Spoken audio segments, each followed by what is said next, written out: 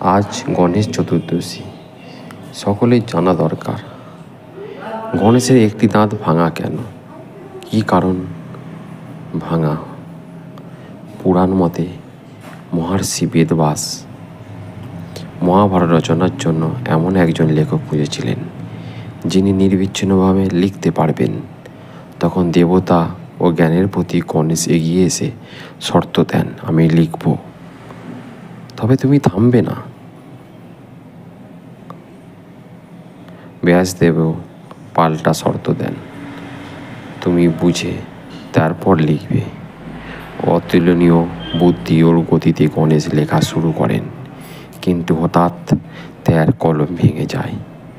শর্ত থামা যাবে না, তাই তিনি দ্বিধা না করে নিচের ডান দিকের একটি দাঁত ভেঙে নেন, সেদিকে কলম বানিয়ে লেখা চালিয়ে যান। এইভাবে সম্পূর্ণ হয় মহাভারত লেখা। এরপর গণেশ পান এক দন্ত উপাধি। এই ঘটনা শেখায় জ্ঞান ও কর্তব্যের জন্য ত্যাগ স্বীকার করতে হয়। সত্যিকারের ভক্তি ও নিষ্ঠা মানের কাজের শেষ না পর্যন্ত হার না মানা। এক দৃষ্টান্ত উদাহরণ।